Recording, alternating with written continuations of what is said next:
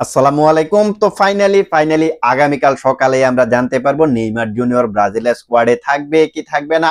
ব্রাজিলের সামনের যে দুইটা ফিফা উইন্ডোর ম্যাচ রয়েছে ওই দুইটা ম্যাচে কার্লো আনচেলত্তির অধীনে নেইমার জুনিয়র ব্রাজিল জাতীয় দলে ডাক পাবে কিনা সেই বিষয়টা আমরা আগামীকাল সকালে জানতে পারবো। কারণ আগামীকাল সকালে সান্তোসের একটা ম্যাচ রয়েছে, নেইমার জুনিয়রের একটা ম্যাচ রয়েছে। ওই ম্যাচটা শেষে আমরা এক্স্যাক্টলি বলতে পারবো যে নেইমার জুনিয়র ব্রাজিলের পরবর্তী দুইটা ম্যাচের জন্য স্কোয়াডে অ্যাড হবে কি না, এটা আমরা আগামীকাল জানতে পারবো। কারণ আগামীকালকে নেইমার জুনিয়রের ম্যাচ দেখার জন্য ব্রাজিলের যে টেকনিক্যাল কমিটি যারা রয়েছে, নির্বাচক যারা রয়েছে এবং মেডিকেল স্টাফের যে লোকগুলা রয়েছে এরা নেইমার জুনিয়রকে পর্যবেক্ষণ করবে। নেইমার জুনিয়র যদি ওই ম্যাচটাতে 90 মিনিট ফিটনেস দেখাইতে পারে যে তিনি এখন ফিট আছে সম্পূর্ণ, তাহলে নেইমার জুনিয়রকে সামনের দুইটা ম্যাচের জন্য ব্রাজিলের স্কোয়াডে অ্যাড করবে। এটা এখন অফিসিয়ালি, এটা নিয়ে এর আগের কয়েকটা ভিডিওতে আমি কথা বলেছিলাম, বাট ফাইনালি সেই দিনটা ঘনিয়ে আসতেছে যে দিনটার জন্য আমরা ওদের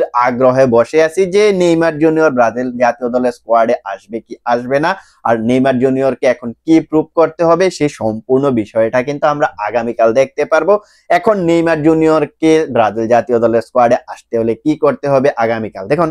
আগামীকাল যে ম্যাচটা রয়েছে ওই ম্যাচটাতে অবশ্যই নেইমার জুনিয়রকে স্টার্টিং 11-এ আসতে হবে। পুরো 90 মিনিটে যদি না খেলে অন্তত পক্ষে 70 থেকে 80 মিনিট পর্যন্ত মাঠে থাকতে হবে। মাঠে থেকে নিজের ফিটনেসটাকে প্রমাণ করতে হবে। যদি ফিটনেসটা তিনি প্রমাণ করতে পারে তাহলে নেইমার জুনিয়র আপনি ধরে নেন নিশ্চিতভাবে ব্রাজিলের স্কোয়াডে আসতে চলেছে। তো এটা হচ্ছে অফিসিয়ালি নিউজ, যে অফিসিয়ালি নিউজ থেকে আপনারা এটা মোটামুটি ক্লিয়ার হয়ে গেছেন যে আগামীকাল আপনারা জানতে পারবেন নেইমার জুনিয়র ব্রাজিলের স্কোয়াডে থাকবে কি থাকবে না। এবার আমরা আসি নেইমার জুনিয়রের ম্যাচটার দিকে, যে নেইমার জুনিয়রের ম্যাচটা কখন অনুষ্ঠিত হবে, ম্যাচটা আপনারা কিভাবে লাইভ দেখবেন এবং ম্যাচটা কাদের এগেইনস্টে।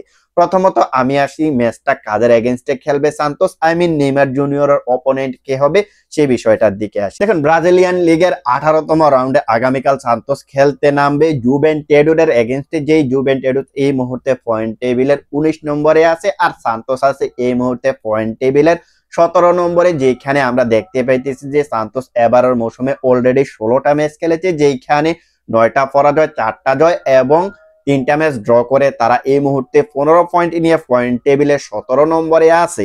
এবার আমরা আসি ম্যাচটা কখন অনুষ্ঠিত হবে। সান্তোস ভার্সেস জুভেন্টাসের ম্যাচটা অনুষ্ঠিত হবে আগামীকাল বাংলাদেশ টাইম ভোর 5টায়, যেই ম্যাচটাতে নেইমার জুনিয়রকে আপনারা স্টার্টিং 11-এ দেখতে পারবেন। এবার আমরা আসি বিটুইন টু টিমের মধ্যে সর্বশেষ 5 ম্যাচের মধ্যে কারা এগিয়ে আছে।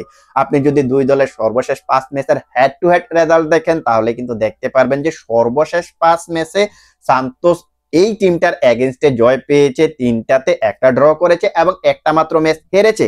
আপনি যদি তাদের সর্বশেষ ম্যাচটা দেখেন দুই দলের তাহলে দেখতে পারবেন যে তারা সর্বশেষ একে অপরের মুখোমুখি হয়েছিল 2022 সালের নভেম্বরের 10 তারিখ, যেখানে সান্তোস 4-1 গোলে বিধ্বস্ত করে দিয়েছিল তাদের অপোনেন্টকে। আর ওই ম্যাচটার পরে এখনো পর্যন্ত দুইটা টিমের দেখা হয় নাই, অর্থাৎ প্রায় 2.5 বছর পরে কিন্তু এই দুইটা টিম একে অপরের মুখোমুখি হইতেছে। এখন আমরা যদি এই দুই দলের সর্বশেষ হেড টু হেড রেজাল্টের 5টা ম্যাচের স্কোর লাইন দেখি তাহলে দেখতে পারবো যে সান্তোস গোল করেছে 7টা এবং তারা গোল কনসিড করেছে 5টা। আমরা যদি এখন এই দুইটা দলের সর্বশেষ 5টা ম্যাচের রেজাল্ট দেখি তাহলে দেখতে পারবো যে সান্তোস তাদের সর্বশেষ 5টা ম্যাচের মধ্যে 2টা জয় পেয়েছে, একটা ড্র করেছে, 2টা হেরেছে এবং জুভেন্টাস এই মুহূর্তে তাদের সর্বশেষ 5 ম্যাচে তারা 4টা হেরেছে, একটা মাত্র ম্যাচ জয় পেয়েছে। অর্থাৎ দুইটা টিমের অবস্থা কিন্তু এখন মোটামুটি নাজুক। আপনি যদি ব্রাজিলিয়ান লিগের দিকে তাকান তাহলে দেখতে পারবেন যে দুইটা টিম এখন এই মুহূর্তে রেলিগেশন জোনে আছে, অর্থাৎ এই দুইটা টিম যে কোনো মোমেন্টে ডিভিশন 1 থেকে ডিভিশন 2 এ নেমে যেতে পারে। এটা আপনারা পয়েন্ট টেবিলটা দেখলে বুঝতে পারবেন। এখন সান্তোস যদি তারা চায় যে পয়েন্ট টেবিলে তারা আরো উন্নতি করবে, তারা যদি চায় যে তারা সিরিয়াতে টিকে থাকবে, ব্রাজিলিয়ান লিগের ফার্স্ট ডিভিশনে টিকে থাকতে হবে তাদেরকে, তাহলে অবশ্যই এই ম্যাচটা তাদের জিততে হবে। আর এই ম্যাচটা জিততে হলে প্রত্যেকটা প্লেয়ারকে নিজেদের বেস্ট দিতে হবে এবং নেইমার জুনিয়রকে কিছু না কিছু ম্যাজিক্যাল মোমেন্ট ক্রিয়েট করে দিতে হবে যে এখান থেকে গোল কিংবা অ্যাসিস্ট ওইখান থেকে আসে। এবার আমরা আসি লাইভ স্ট্রিমের দিকে। এক্স্যাক্টলি ম্যাচটা আপনারা কিভাবে দেখতে পারবেন, ম্যাচটা আপনারা দেখতে পারবেন sports jet app Y apps দিয়ে, যেটা আপনারা গুগল থেকে ডাউনলোড করে নিতে পারেন। গুগল থেকে ডাউনলোড করে আপনারা সান্তোস ভার্সেস জুভেন্টাসের ম্যাচটা দেখতে পারেন। সো এটা হচ্ছে ম্যাচ নিয়ে সর্বশেষ আপডেট। এবার আমরা আসি নেইমার জুনিয়র যদি ব্রাজিল জাতীয় দলে ব্যাক করতে পারে তাহলে এক্স্যাক্টলি কতদিন পরে তিনি ব্রাজিল জাতীয় দলে ফিরতে চলেছেন। যদি তিনি ব্রাজিল জাতীয় দলে ফিরতে পারে তাহলে প্রায় 2.5 বছর পরে আমরা দেখতে পারবো যে ব্রাজিল জাতীয় দলে তিনি ব্যাক করতে চলেছে, যেইখানে আমরা দেখছি যে 2023 সালে উরুগুয়ের এগেইনস্টে একটা ম্যাচে তিনি ইনজুরি পিক করেছিলেন, আর ওইখান থেকে প্রায় দীর্ঘ 2.5 বছর পর্যন্ত তিনি ব্রাজিল জাতীয় দলে ব্যাক করতে পারে নাই।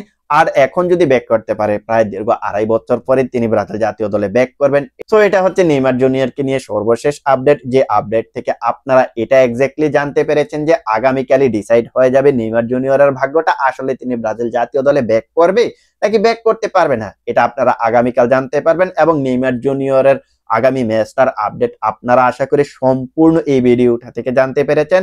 সো ভিডিওটা এখানেই শেষ করবো। যাওয়ার আগে বলতে চাই, আপনি যদি ফুটবল রিলেটেড এমন ভিডিও দেখতে চান তাহলে চ্যানেলটা সাবস্ক্রাইব করে রাখতে পারেন, সেই সাথে ফেসবুক থেকে দেখে থাকলে ফলো করে দিতে পারেন।